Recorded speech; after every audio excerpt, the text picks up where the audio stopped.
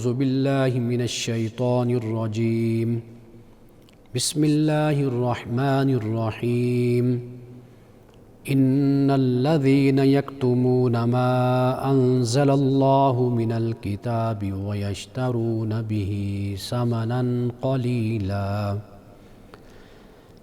أولئك ما يأكلون في بطونهم إلا النار ولا يكلمهم الله يوم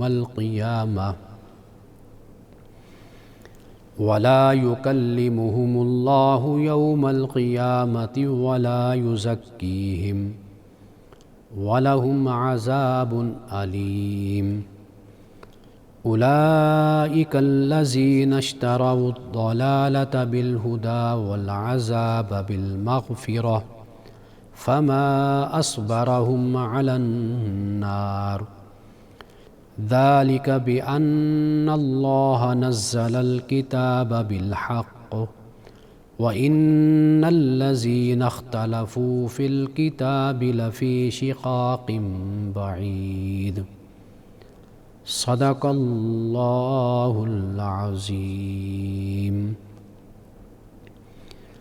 بے شک جو لوگ اس چیز کو چھپاتے ہیں جو خدا نے اپنی کتاب میں سے اتاری ہے اور اس کے عوض میں حقیر قیمت قبول کرتے ہیں، یہ لوگ اپنے پیٹوں میں صرف دوزخ کی آگ بھر رہے ہیں۔ ان لوگوں سے خدا قیامت کے دن نہ تو بات کرے گا نہ ان کو پاک کرے گا، ان کے لیے بس عذاب دردناک ہے۔ یہی لوگ ہیں جنہوں نے گمراہی کو ہدایت پر اور عذاب کو مغفرت پر ترجیح دی، یہ دوزخ کے معاملے میں کتنے ڈھیٹ ہیں۔ یہ اس لیے ہوگا کہ اللہ نے اپنی کتاب حق کے ساتھ اتاری ہے، اور جن لوگوں نے اس کتاب کے معاملے میں اختلاف کیا ہے وہ مخالفت میں بہت دور نکل گئے۔ پروگرام الکلام میں آپ تمام ناظرین کو خوش آمدید۔ آج ہم نے سورۃ البقرہ کی آیت نمبر 174 سے 176 تک تلاوت بھی کی ہے اور ساتھ ترجمہ بھی پیش کیا ہے۔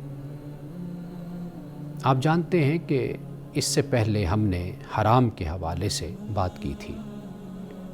اللہ سبحانہ و تعالیٰ نے اس سے پہلے یہ بیان فرمایا کہ اللہ نے تم پر میتہ کو، مردار کو، خون کو، دم کو، لحم الخنزیر اور خنزیر کے گوشت کو، وما اہل بہ لغیر اللہ، اور اسے بھی جس پر اللہ کا نام لیے بغیر غیر اللہ کا نام لے کر ذبح جسے کیا گیا، جس جانور کو، اسے بھی اللہ نے حرام کیا ہے۔ اب یہاں پہ اس کے بعد اللہ سبحانہ و تعالیٰ یہ فرماتا ہے کہ کوئی شخص اگر مجبور ہو جاتا ہے، اضطراری حالت میں ہے، اختیاری نہیں، اضطراری حالت میں مجبور ہے، تو فرمایا کہ وہ حرام میں سے کھا سکتا ہے، لیکن غیر باغی ولا عاد، یعنی چاہتے ہوئے نہیں، یعنی بڑی رغبت کے ساتھ اور خواہش کے ساتھ یہ بھی نہیں، اور پھر ساتھ یہ بھی فرما دیا کہ حد سے بڑھ کر بھی نہیں، ایک دائرے میں ضرورت کے مطابق کہ جان بچ جائے، اس حد تک حرام کو اضطراری حالت میں کھایا جا سکتا ہے۔ اب اس کے بعد یہ فرمایا کہ جو لوگ چھپاتے ہیں جو اللہ نے نازل کیا کتاب سے، اس سے پہلے بھی سورۃ البقرہ کی آیت نمبر 159 میں 159 میں اسی بات کو بیان فرمایا، ان الذین یکتمون ما انزلنا من البینات والہدی من بعد ما بیناہ للناس فی الکتاب، کہ بے شک جو لوگ چھپاتے ہیں جو ہم نے نازل کیا کتاب سے، اور یہ ہدایت ہے اور نشانیاں ہیں، یہ سب کچھ نازل کیا، لیکن یہ کیا کرتے ہیں؟ چھپاتے ہیں۔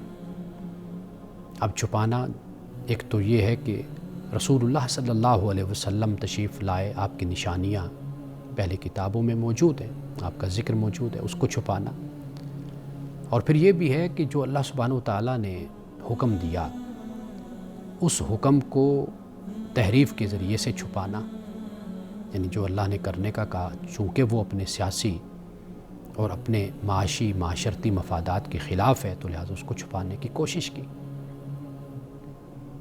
اسی طریقے سے وہ حلال و حرام کے مسئلے بھی ہیں، وہ دیگر مسائل بھی ہیں۔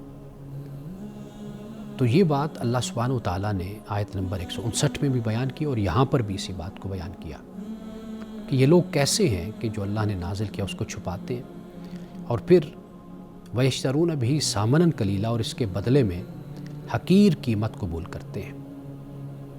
اب ان کی نظر میں تو بہت بڑی قیمت ہے کہ دنیا میں وہ مال و دولت کو اکٹھا کر رہے ہیں، دنیا میں عزت پا رہے ہیں، دنیا میں شہرت حاصل کر رہے ہیں، لیکن اللہ کہتا ہے کہ جو میرا دین ہے، جو میری کتاب ہے، جو اس کو بیچتا ہے، اس کے احکام کو بیچتا ہے، تو بے شک اس کو سونے کے پہاڑ بھی بدلے میں دے دیے جائیں تو وہ میرے حکم کے مقابل، میرے دین کے مقابل اس کی حیثیت ایک ثمناً قلیلہ کی حیثیت ہے، یعنی ایک حقیر قیمت کی سی اس کی حیثیت، اس کی کچھ بھی حیثیت نہیں ہے۔ تو یہ اللہ سبحانہ وتعالیٰ نے یہاں پہ بیان فرمایا۔ اب آگے جو بات بیان کی وہ بہت ہی خوفناک بات ہے، ڈرا دینے والی بات ہے۔ فرمایا یہ وہ لوگ ہیں کہ جو اپنے بطون میں، اپنے پیٹوں میں آگ بھرتے ہیں۔ ما یاکلون فی بطونہم النار، یہاں پر حصر کے ساتھ اور تاکید کے ساتھ یہ بیان کیا کہ یہ تو صرف اپنے پیٹوں میں آگ بھرتے ہیں اور کچھ بھی اپنے پیٹوں میں نہیں ڈالتے۔ یہی بات سورۃ النساء میں ان الذین یاکلون اموال الیتامی ظلما انما یاکلون فی بطونہم نارا، کہ یہ لوگ صرف جو یتیم کا مال کھاتے ہیں یہ اپنے پیٹوں میں آگ بھرتے ہیں۔ وَسَيَصْلَوْنَ سَعِيرًا، ان قریب یہ جہنم میں جائیں گے، یقیناً یہ جہنم میں جائیں گے۔ یعنی جو گناہ بڑا ہوتا ہے، خاص طور پر مالی گناہ ہوتا ہے، معاشی گناہ ہوتا ہے، جرم ہوتا ہے، اللہ سبحانہ وتعالیٰ اس کی سزا کو یہاں پر اس طریقے سے بیان فرماتا ہے۔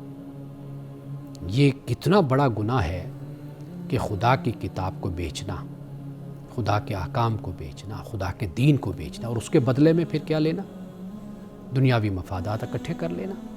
تو اللہ پاک فرماتا ہے کہ یہ لوگ اپنے پیٹوں میں آگ بھرتے ہیں، دوسروں کا حق کھاتے ہیں، ظلم کرتے ہیں، زیادتی کرتے ہیں۔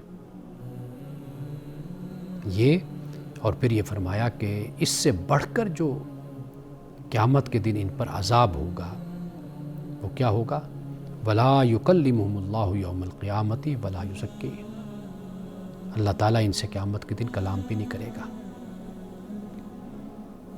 قیامت کے دن اللہ ان سے گفتگو بھی نہیں کرے گا۔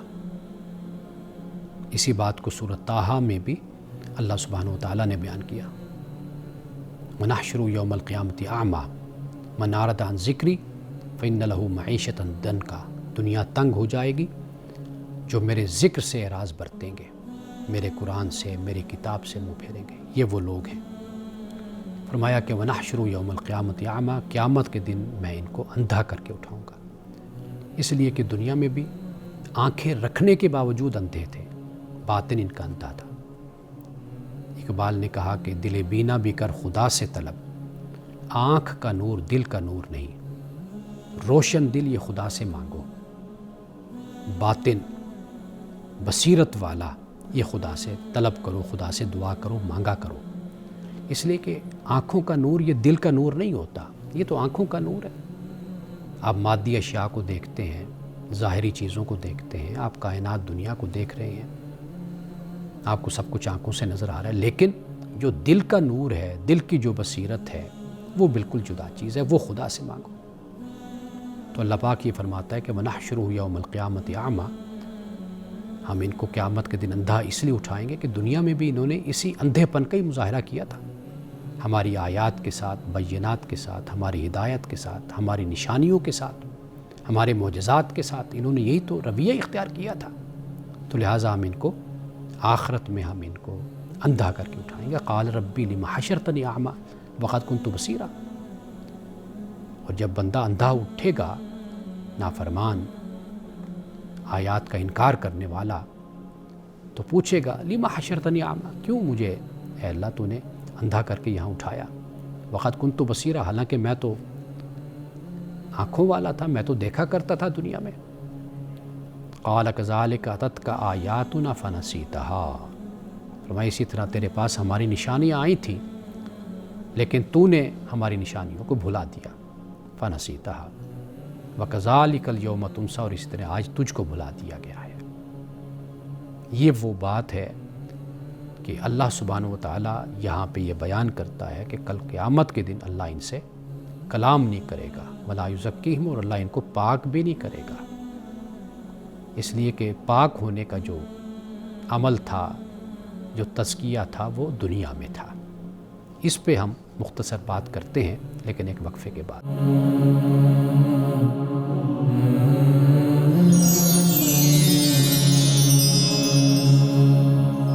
تزکیے کا معاملہ تو دنیا میں تھا، اللہ سبحانہ و تعالیٰ نے پیغمبر بھیجے، مبعوث فرمائے، اور ان پیغمبروں کے بارے میں یہی کہا کہ ان کے بعثت کے مقاصد میں سے ایک مقصد یہ ہے کہ وہ یزکیکم، کہ وہ تمہیں پاک کرتا ہے۔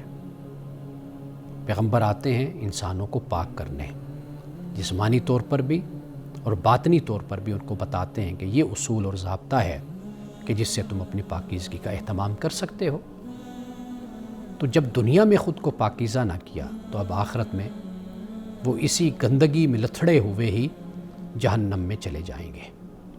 یہاں اسی بات کو اللہ سبحانہ و تعالیٰ نے بیان کیا، وَلَهُمْ عَذَابٌ أَلِيمٌ، فرمایا ان کے لیے دردناک عذاب ہے۔ تو لہٰذا دنیا میں لایا ہوا ایمان بالغیب یہ کام آئے گا قیامت کے دن۔ دنیا میں کی ہوئی پاکیزگی اور طہارت اپنی یہ آخرت میں کام آئے گی۔ دنیا میں خدا کی بارگاہ میں کیے ہوئے سجدے یہ کام آئیں گے، دنیا کی بارگاہ میں اللہ کی مخلوق کی خدمت یہ کام آئے گی۔ دنیا کی زندگی میں اپنے مال اور دولت کو خرچ کرنا یہ آخرت میں کام آئے گا۔ لیکن کوئی یہ خیال کر لے کہ یہاں پر بھی عیاشی ہو جائے اور اپنی مرضی کی زندگی گزار لیں اپنی خواہشات نفس کے مطابق، اور پھر قیامت کے دن بھی ویسے سب کچھ ہو جائے، تو نہیں۔ قیامت کے دن ماننے والے مانیں گے اللہ کو، لیکن اللہ کہے گا نہیں، اب جو کچھ بھی تم نے مانا وہ دیکھ کر مانا، بن دیکھے ماننا وہ میری بارگاہ میں قبول ہوتا اگر تم دنیا میں مان لیتے۔ اب اس کے بعد یہ فرمایا کہ اولئک الذین اشتروا الضلالۃ بالہدی، یہ وہ لوگ ہیں کہ جنہوں نے گمراہی کو ہدایت پر، والعذاب بالمغفرہ، اور عذاب کو مغفرت پر ترجیح دی تھی۔ یعنی انہوں نے ہدایت کو چھوڑا، گمراہی کو چنا، انہوں نے عذاب کو اختیار کر لیا اور مغفرت کو چھوڑ دیا۔ یعنی ان کے سامنے اولئک الذین اشتروا الضلالۃ بالہدی فما ربحت تجارتہم وما کانوا مہتدین، فما ربحت تجارتہم، ان کی تجارت نے ان کو کوئی فائدہ نہیں دیا، اور یہ ہدایت یافتہ بھی نہیں تھے، وما کانوا مہتدین۔ اب یہاں پر سورۃ البقرہ کے شروع میں ہم نے یہ پڑھا کہ یہ وہ لوگ ہیں کہ جنہوں نے گمراہی کو ہدایت پر ترجیح دی، اور یہ کیسی ان کی تجارت ہے کہ جس سے ان کو کوئی فائدہ نہیں پہنچا، نہ یہ ہدایت کو حاصل کر سکے نہ ہدایت یافتہ ہو سکے۔ یہاں پر بھی اللہ سبحانہ و تعالیٰ نے اسی بات کو بیان کیا، وہاں پر تو دلالت اور ہدایت کو صرف بیان کی، یہاں پر عذاب اور مغفرت کو بھی بیان کیا۔ کیوں بیان کیا؟ اس لیے کہ اب آخرت کی بات ہو رہی ہے نا۔ دنیا میں تو انہوں نے یہ کیا کہ انہوں نے گمراہی کو، دلالت کو ہدایت پر، روشنی پر انہوں نے پسند کر لیا، اس کو ترجیح دی۔ لیکن اب آخرت کا جو معاملہ ہے وہ یہ ہے کہ انہوں نے عذاب کو مغفرت پر انہوں نے ترجیح دی۔ ان کا عمل، ان کا کردار دنیا میں ایسے تھا کہ انہوں نے وہاں پر جو شو کیا، جو دکھایا، وہ یہی ان کا رویہ تھا کہ جیسے یہ عذاب کو ترجیح دے رہے ہیں مغفرت پر، معافی پر۔ تو اللہ پاک یہ فرماتا ہے کہ فما اصبرہم علی النار۔ اب اس میں ایک طنز بھی ہے کہ یعنی یہ کتنے صابر ہیں آگ پر، کتنا صبر ہے ان میں۔ یعنی اس میں ایک بڑی اہم بات جو ہمیں سمجھ آنی چاہیے وہ یہ ہے کہ حق بالکل واضح ہے، حق اور باطل بالکل واضح ہے۔ جاء الحق وزهق الباطل، حق آ گیا، باطل چلا گیا۔ حق اور باطل اس طرح واضح ہے اسلام کے آنے کے بعد اور پیغمبر کی تشریف آوری کے بعد، اس طرح واضح کہ جیسے دن اور رات ایک دوسرے سے جدا ہوتے ہیں، اس طرح واضح ہے۔ لیکن ان لوگوں نے یہ سب کچھ جانتے ہوئے، بوجھتے ہوئے، دیکھتے ہوئے، یعنی جس طریقے سے قوم یہود کا ذکر ہم پیچھے پڑھ کر آئے کہ وہ جانتے ہوئے بھی تعصب کا شکار ہوتے ہیں، جانتے ہوئے بھی نفرت میں مبتلا ہو جاتے ہیں، جانتے ہوئے بھی اختلاف کرنا شروع کر دیتے ہیں۔ تو جب انسان پر حق بالکل واضح ہو جائے تو اس کے باوجود بھی وہ حق کا انکار کر رہا ہو تو پھر فما اصبرہم علی النار ہی کی بات ہے کہ کتنے صابر ہیں کہ جو انہوں نے آگ پر ہی صبر کر لیا۔ انہیں پتہ تھا کہ پیغمبر کا انکار کرنا یہ ان کو آگ میں ڈلوا دے گا انکار۔ ان کو پتہ تھا کہ اگر ہم پیغمبر کی بات نہیں مانیں گے تو ہمارا انجام بہت برا ہوگا، آخرت میں خدا ہم سے ناراض ہوگا، یہ سب کچھ جانتے تھے۔ تو پھر جو جانتے بوجھتے اگر اس طریقے سے ناکامی کو، مصیبت کو گلے لگاتا ہے تو گویا کہ وہ کتنا صابر ہے۔ یہ ایک طنز کا انداز ہے جو یہاں پر اختیار کیا گیا۔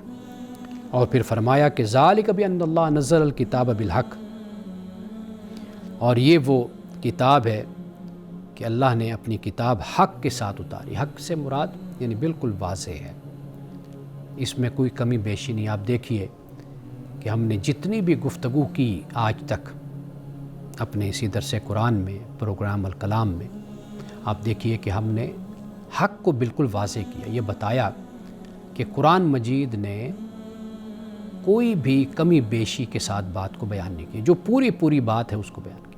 مثال کے طور پر دیکھیے اصحاب کہف کا واقعہ جب ہم پڑھتے تو وہاں پر اللہ تعالیٰ یہی فرماتا ہے کہ حق کے ساتھ ہم نے آپ کو یہ بیان کیا ہے یا کرتے ہیں بیان حق کے ساتھ۔ مطلب یہ ہے کہ یہ قصہ گوئی نہیں ہے، یہ واعظ کا کوئی واز نہیں ہے، کوئی خطیب کا خطاب نہیں ہے، افسانہ نگار کا کوئی افسانہ نہیں ہے، یہ کسی کی ناول نگار کا ناول نہیں ہے، یہ کوئی ایسی چیز نہیں ہے کہ جس میں لوگوں کے دلوں کو لبھانے کے لیے، متوجہ کرنے کے لیے کہانی میں مرچ مسالہ ڈالا جائے، بلکہ جو حق بات ہے، جو سچ بات ہے، جو سیدھی بات ہے، جو صحیح بات ہے، اللہ فرماتا ہے کہ وہ ہم نے بیان کی ہے۔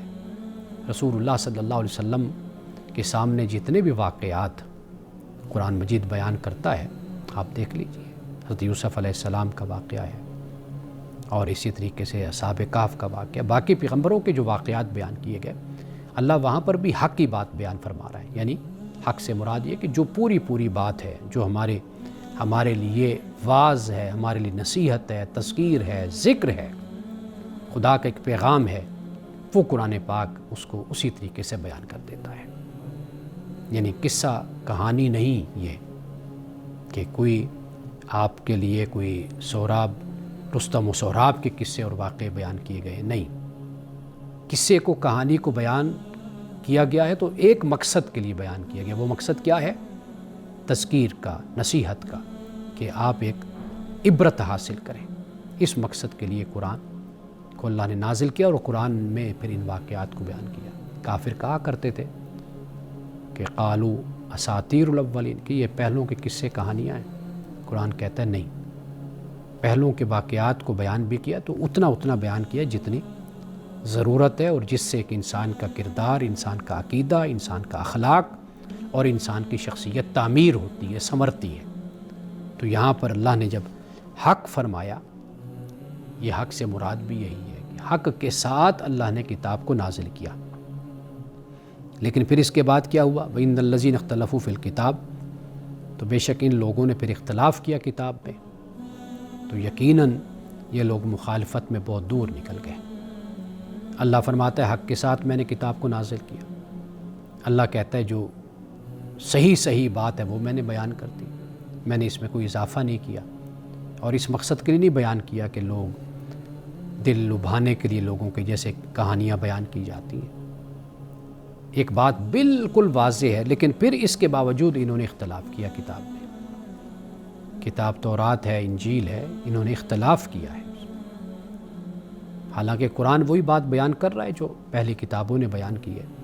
اور یہ اختلاف کی وجہ فرمایا کہ لفی شقاق بعید، کہ یہ لوگ مخالفت میں بہت دور نکل گئے، تعصب میں بہت دور نکل گئے۔ تو لہٰذا جو نفرت ہے، جو تعصب ہے، جو سرکشی ہے، جو مخالفت برائے مخالفت ہے، اس میں کبھی بھی انسان حق کو نہیں پا سکتا۔ وہاں پھر انسان کا ایٹیچیوڈ یہی ہوتا ہے کہ وہ حق پر پردے ڈالتا ہے۔ اب ناظرین کرام، یہاں پہ سورۃ البقرہ کا جو ہم پاؤ جس کو کہتے ہیں، پہلا پاؤ جس کو ہم کہتے ہیں، وہ یہاں پر مکمل، جسے ربو کہتے ہیں عربی زبان میں، وہ مکمل ہوتا ہے، یعنی دوسرے پارے کا۔ تو انشاءاللہ اس کے بعد پھر ہم مزید گفتگو کریں گے بر کے حوالے سے، نیکی کے حوالے سے۔ انہی الفاظ کے ساتھ ابھی ہم یہیں تک وقفہ کرتے ہیں، اور اس کے بعد آپ کے سوالات ہیں ان پہ بات کرتے ہیں۔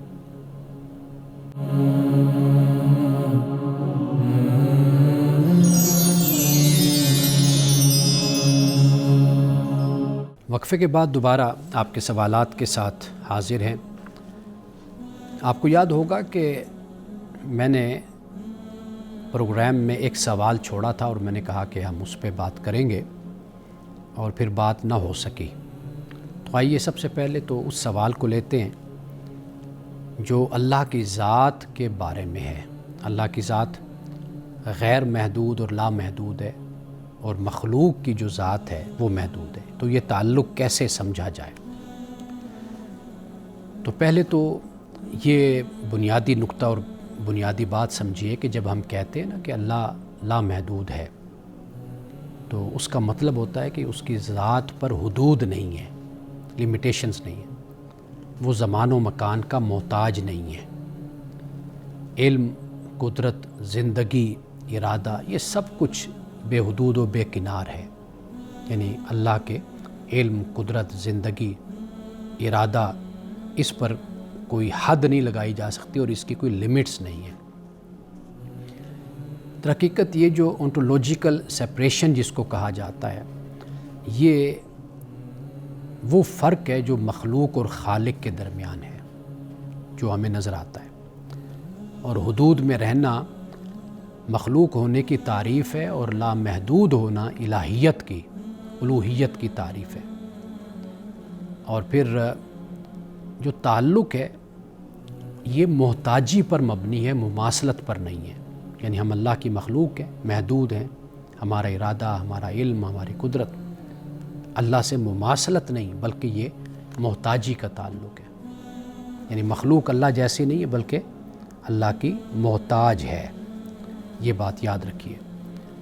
اور پھر بندے کی جو معرفت ہے وہ نفی اسبات سے بنتی ہے۔ یہ دو لفظ ہیں، یہ یاد رکھ لیجئے۔ یعنی الہیات میں اصول ہے اللہ کو جاننا، اس کی صفات کو تسلیم کرنا، اور اس کی مخلوق سے اس کی نفی کرنا ہے۔ یعنی اب اللہ کو کی صفات ہیں تو ہم کیا، مخلوق کی اس سے نفی۔ اللہ عالم ہے مگر ہمارے جیسا عالم نہیں، اور اسی طرح اللہ زندہ ہے مگر ہماری زندگی جیسی اس کی زندگی نہیں ہے۔ یہ تعلق سمجھنے کی کنجی ہے، کی یہ ہے کہ آپ اس بات کو سمجھیے کہ اللہ جانتا ہے، اللہ کی صفات ہیں، ہم ان باتوں کو تسلیم کرتے ہیں، اور لیکن اللہ کا علم، اللہ عالم ہے مگر ہمارے علم جیسا نہیں ہے۔ اللہ زندہ ہے لیکن ہماری زندگی محدود ہے، وہ لامحدود ہے۔ اور اس سے آگے پھر بڑھیے، یعنی انفینٹ جس کو کہا جاتا ہے، انفینائٹ، اور فینائٹ کا تعلق فیض کا تعلق ہے۔ یعنی جو لامحدود ہے وہ محدود کو فیض دیتا ہے، اور یہاں پر فیوژن، یکجائیت یہاں پر موجود نہیں ہے۔ یعنی وہ لامحدود ہے، وہ مطلق ہے، ہم محدود ہیں اور مقید ہیں ہر لحاظ سے، تو لہٰذا یہاں پر یکجائیت نہیں ہو سکتی۔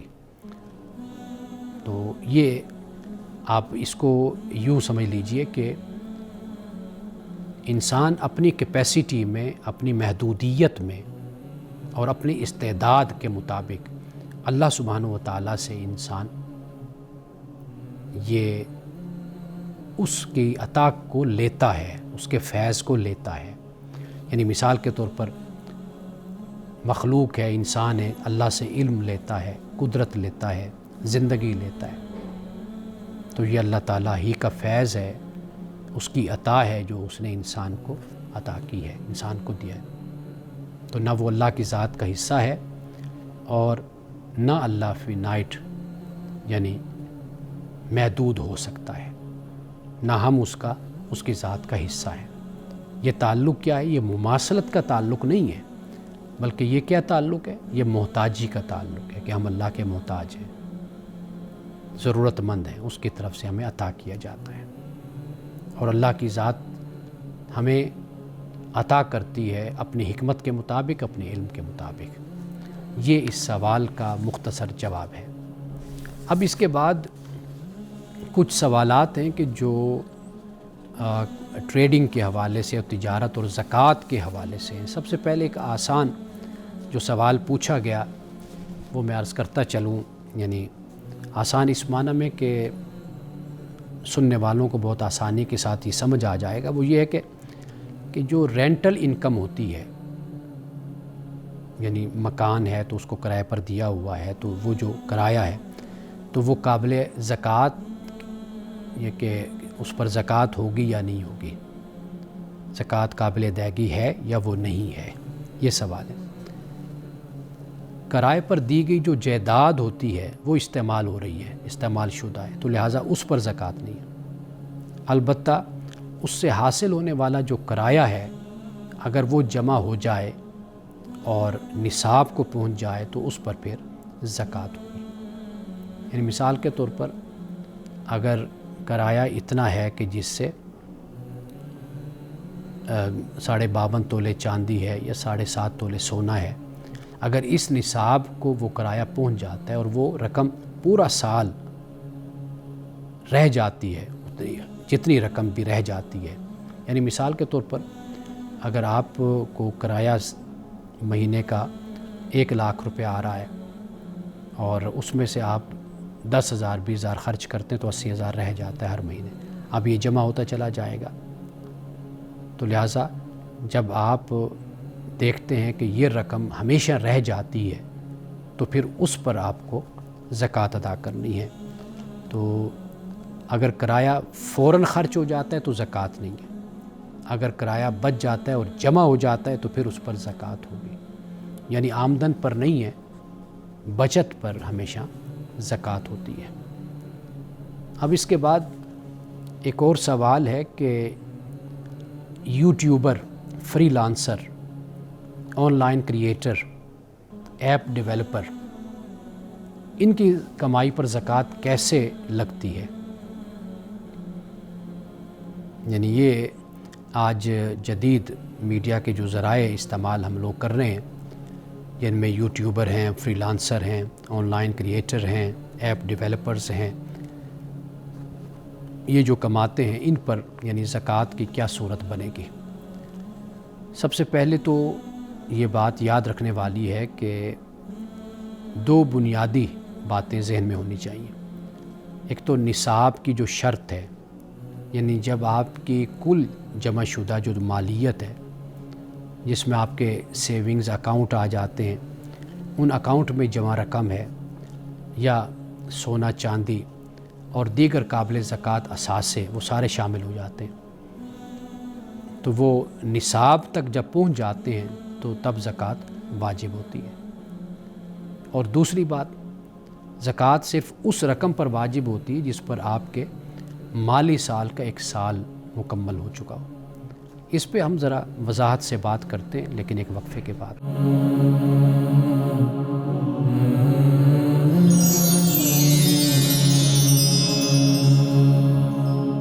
وقفے پہ جانے سے پہلے ہم اس سوال پر بات کر رہے تھے کہ YouTuber, freelancer, online creator, app developers, ان کی جو آمدن اور کمائی ہوتی ہے اس پر زکوٰۃ کی کیا صورت بنتی ہے؟ میں نے یہ بتایا کہ پہلے تو نصاب شرط ہے، نصاب 52.5 تولے چاندی، 7.5 تولے سونا، یہ نصاب ہے۔ 52.5 تولے چاندی کو نصاب بنایا جائے تو پھر یہ ہے کہ ضروری نہیں کہ صرف ایک کمائی، کئی دفعہ مختلف جو اکاؤنٹس ہوتے ہیں یا مختلف اشیاء ہوتی ہیں، سیونگز اکاؤنٹ میں جمع رقم ہے یا سونا چاندی ہے یا دیگر قابل زکوٰۃ اثاثے ہیں، وہ سارے شامل کر کے بھی دیکھے جا سکتے ہیں کہ یہ نصاب کو پہنچتے نہیں پہنچتے، نصاب تک پہنچیں گے تو زکوٰۃ ہوگی۔ دوسری بات یہ ہوگی کہ ہولان ہول جس کو کہا جاتا ہے، یعنی زکوٰۃ صرف اس رقم پر واجب ہوگی جس پر آپ کے مالی سال کا 1 سال مکمل ہو چکا ہو۔ مثال کے طور پر اگر آپ نے 1 رمضان کو نصاب کے برابر رقم کما کر سیو کی تو اگلے سال 1 رمضان کو اس پر زکوٰۃ واجب ہو جائے گی۔ اور قابل زکوٰۃ اثاثے یہ بھی میں ذکر کرتا ہوں، پھر نہ جو جن پر زکوٰۃ نہیں ہے وہ بھی میں بتا دیتا ہوں۔ اگر مثال کے طور پر اگر آپ ایپ گیم یا چینل کی ویلیو کو خرید و فروخت کے لیے رکھا گیا ہے تو پھر اس کی موجودہ مارکیٹ ویلیو پر زکوٰۃ ہوگی۔ یعنی آپ ایپ بناتے ہیں، بیچتے ہیں خرید و فروخت کے لیے، گیمیں ہیں یا چینل کی ویلیو وہ خرید و فروخت کے لیے ہے، تو پھر کیا ہوگا، جو موجودہ مارکیٹ ویلیو ہوگی اس پر زکوٰۃ ہوگی۔ اور جن پر زکوٰۃ نہیں ہے، جن اثاثوں پر، وہ میں بتاتا چلوں۔ عام طور پر جیسے کمپیوٹر ہے، کیمرے، مائک، آفس، فرنیچر اور دیگر استعمال شدہ آلات، جیسے مثال کے طور پر جیسے کیمرے ہوتے ہیں جو استعمال ہوتے رہتے ہیں تو ان پر کوئی زکوٰۃ نہیں ہے۔ جو چیز استعمال میں ہوگی تو استعمال شدہ چیز پر زکوٰۃ نہیں ہے، اور اس کی وجہ کیا ہے، کیونکہ وہ فکسڈ ایسٹس ہیں فار یوز، تو لہٰذا ان پر زکوٰۃ نہیں ہوگی۔ یہ ایسے ہی جیسے آپ کے استعمال میں گاڑی ہوتی ہے اس پر زکوٰۃ نہیں ہے، گھر ہے آپ کے استعمال میں تو اس پر زکوٰۃ نہیں ہے، فرنیچر گھر میں ہوتا ہے، ٹی وی ہوتا ہے، بہت کچھ ہوتا ہے تو اس پر زکوٰۃ نہیں ہے۔ ہاں، جو خرید و فروخت اور کاروبار اور تجارت کے لیے ہوتا ہے تو اس پر زکوٰۃ ہوتی ہے۔ تو لہٰذا اس سوال کے جواب کا جو خلاصہ ہے وہ یہ ہے کہ YouTuber, freelancer, online creator, app developers کی زکوٰۃ ان کی آمدن پر نہیں بلکہ سال کے آخر میں موجود جمع شدہ نقد رقم اور قابل وصول مال پر 2.5 کے حساب سے، یعنی 2.5% کے حساب سے وہ ان پر واجب ہوتی ہے۔ تو یہ اس سوال کا جواب ہے۔ ایسے بہت سے اور سوالات بھی ہمارے ہاں پیدا ہوتے ہیں، تو میں ایک اور سوال بھی یہاں پر مختصر بیان کرتا چلوں۔ یہ کسی نے پوچھا ہے کہ جو شخص ٹریڈنگ کرتا ہے لیکن پورٹ فولیو بدلتا رہتا ہے، وہ زکوٰۃ کیسے حساب کرے؟ دیکھیں، پورٹ فولیو سے مراد یہ ہے کہ کسی شخص یا ادارے کے پاس موجود تمام مالی اثاثوں کا مجموعہ جو اس نے سرمایہ کاری یا ٹریڈنگ کے مقصد سے رکھے ہوں، نقد رقم ہے، شیئرز ہیں، کرپٹو ایسٹس ہیں، فنڈز ہیں، قابل وصول رقم ہے۔ اب یہ پورٹ فولیو ہو جاتے ہیں ڈیفرنٹ قسم کے۔ اب ان کو جمع کیا جائے گا، یعنی جو شخص ٹریڈنگ کرتا ہے، بنیادی بات میں آپ کو سمجھا دیتا ہوں، جو شخص ٹریڈنگ کرتا ہے اس کے تمام اثاثے مال تجارت ہیں، لہٰذا زکوٰۃ سال بھر کے منافع یا نقصان پر نہیں بلکہ زکوٰۃ کی تاریخ پر موجود پورے پورٹ فولیو کی مارکیٹ ویلیو پر ہوتی ہے۔ یہ ساری چیزیں اکٹھی کر لی جائیں، دیکھ لیا جائے تو پھر اس حساب سے زکوٰۃ نکال لی جائے۔ یعنی پہلا قدم کیا ہے، وہ یہ کہ اپنا، جسے ہم کہتے ہیں کہ جتنے پورٹ فولیوز ہیں، جتنے مختلف قسم کے جو اس کے پاس اثاثے موجود ہیں، پہلے تو وہ قدم ہے، ان کو دیکھ لیا، اکٹھا کر لیا جائے۔ دوسرا قدم کیا ہے، مارکیٹ ویلیو کیا ہے، اس وقت جب زکوٰۃ دینی ہے، جس دن جس وقت، اس وقت ان کی مارکیٹ ویلیو کیا ہے، وہ کر لی جائے۔ تیسرا یہ بھی قدم میں ذکر کرتا چلوں، بھول گیا، کہ جو واجب الادا قرض ہے وہ بھی منہا کرنا ہے۔ یہ بھی یاد رکھیے کہ اگر قرض کی ادائیگی کے بعد وہ زکوٰۃ کا جو نصاب ہے، جو شرط ہے، وہ نہیں رہتا تو پھر اس پر زکوٰۃ بھی نہیں ہوگی۔ تو یہ نہیں ہے کہ بھئی ادھر مقروض رہے اور ادھر وہ زکوٰۃ دیتا رہے، نہیں، بلکہ جو مارکیٹ ویلیو لگائی جائے اس میں سے پہلے جو قرض ہے وہ ادا کر دیا جائے۔ قرض کی ادائیگی کے بعد پھر اگر وہ نصاب کو پہنچتا ہے، وہ اثاثے پہنچتے ہیں، تو پھر اس میں سے 2.5 زکوٰۃ جو ہے وہ پھر ادا کی جائے گی۔ آئیے آخر میں ایک حدیث رسول اللہ صلی اللہ علیہ وسلم نے یہ فرمایا کہ ہوا اللہ کی رحمت میں سے ہے۔ یہ جو ہوا چلتی ہے، اور آپ دیکھیے کہ یہ ہوا اتنی بڑی خدا کی نعمت ہے، اگر یہ رک جائے، کہتے ہیں کہ چند گھنٹوں کے لیے بھی رک جائے، ایک تو انسانی زندگی کا ویسے خاتمہ ہو جائے گا، اور دنیا بدبو سے بھر جائے گی، غلاظت سے، تعفن سے دنیا بھر جائے گی۔ یعنی اس ہوا کا اتنا یہ بڑا کام ہے کہ یہ ہمیں زندہ بھی رکھتی ہے، اور پھر زمین سے، دنیا سے بدبو کو لے کر گزرتی اور چلی جاتی ہے۔ تو رسول اللہ نے فرمایا کہ ہوا اللہ کی رحمت میں سے ہے، کبھی وہ رحمت لے کر آتی ہے اور کبھی عذاب لے کر آتی ہے۔ عذاب لے کر آتی ہے، جیسے مختلف انبیاء علیہ السلام کی اقوام پر یہ ہوا یہ ایک عذاب کی صورت تھی، سب کچھ الٹ پلٹ دیا، ختم کر دیا، اجاڑ دیا۔ تو یہ رسول اللہ صلی اللہ علیہ وسلم نے فرمایا کہ جب تم ہوا چلتی دیکھو تو اسے برا مت کہو، جب ہوا چل رہی ہو تو اس کو برا مت کہو، بلکہ اللہ سے اس کی بھلائی مانگو اور اس کے شر سے اللہ کی پناہ چاہو۔ اللہ تعالیٰ سے بھلائی کی دعا کرو، اے اللہ ہمیں اس ہوا میں جو خیر ہے، جو بھلائی ہے، جو اچھائی ہے، وہ ہمیں تو عطا فرما، اور جو اگر اس میں کوئی شر ہے اور کوئی ایسا اس میں نقصان ہے، تو اے اللہ تو اس سے ہمیں محفوظ فرما۔ تو لہٰذا یہ بات یاد رکھیے کہ اجتماعی طور پر جو معاشرہ جس طرح قائم کیا جاتا ہے، وہاں پر انصاف نہ ہو، عدل نہ ہو، جہاں پر ظلم ہو، زیادتی ہو، کسی کی عزت محفوظ نہ ہو، تو وہاں پر جو نحوست اور بے برکتی ہوتی ہے، تو اس کا نتیجہ پھر خدا کے اسی عذاب اور زحمت کی صورت میں نکلتا ہے کہ ہوا وہاں پر پھر ان رہنے والوں کے لیے تکلیف کا باعث بن جاتی ہے۔ اگر معاشرے اجتماعی طور پر نیکی کی راہ پر چلتے رہیں، عدل و انصاف ہو، توازن قائم ہو، میزان ہو، قسط ہو، اور جن معاشروں میں اچھائی غالب رہے، تو وہاں پر پھر خدا کی طرف سے رحمتیں نازل ہوتی ہیں۔ انہی الفاظ کے ساتھ مجھے آج کے پروگرام سے اجازت دیجیے، انشاءاللہ آئندہ آپ سے ملاقات ہوگی۔ السلام علیکم ورحمۃ اللہ وبرکاتہ۔